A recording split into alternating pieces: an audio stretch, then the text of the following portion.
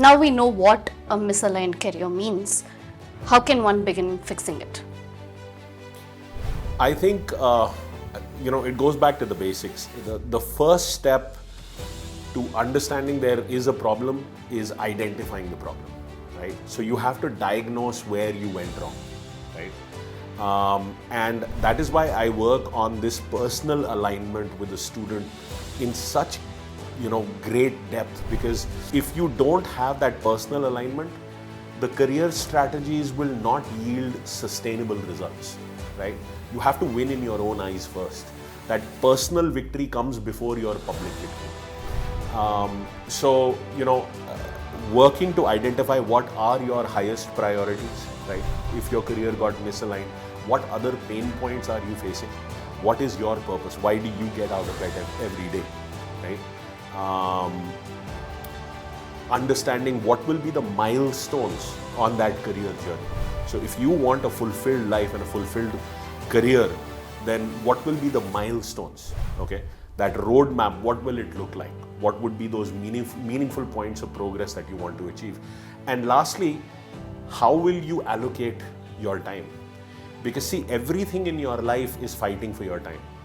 You have responsibilities at work, you have responsibilities at home, you have a family to take care of, you may have aging parents, you may have in-laws, you probably have children, you have a boss, you have family, friends, you have your own downtime, time to unwind and recharge, you have your health. Now all of this is fighting for your time. And if you don't create the clarity of what gets time and what doesn't get time, then you are coming from a place of fighting fires.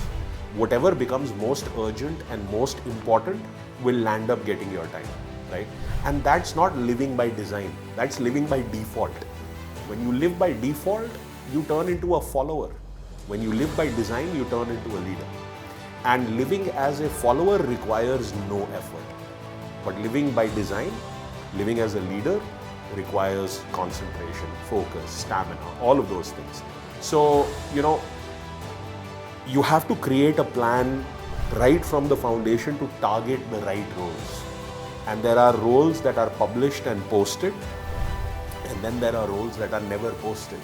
Okay? So how to tap into that unpublished market, that invisible market, right? This is also something a career coach, at least the right career coaches help you with. Mastering your professional totality. What are your skills, your talents, your education, your experiences, your knowledge and your qualities, and very importantly, working on your attitude. So aligning all of this with the pain points or the opportunities that a company is experiencing. Like I said, you are like a key. You cannot open every lock, but there are some locks that only you can open. And then either the system, the culture that's at play will enable you or it will disable you, right?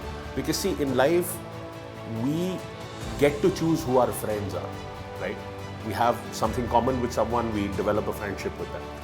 But you don't get to choose who you work with.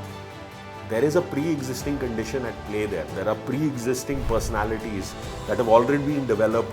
There is a value system that's already operating there. And if you don't know how to scan for that before you accept the job, then you may land up in a situation where you feel trapped.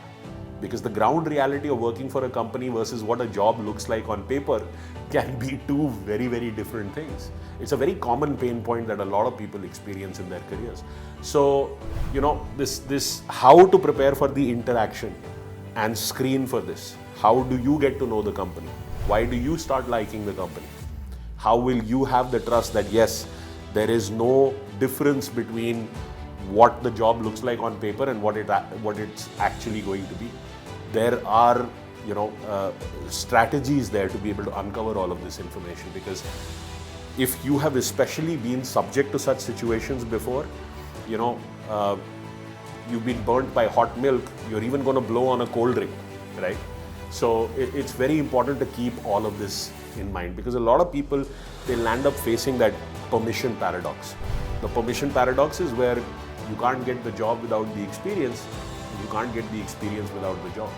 So a lot of people land up into these situations where they aspire for better things, but they can't, it's out of reach because they don't know how to bridge that gap to make that their reality. And again, it all goes back to a misaligned career. So, this could include industry transitions, functional transitions, or both. So it's very critical to create a plan and work with somebody who has the experience to diagnose a misaligned career and then to be able to work your way out of it.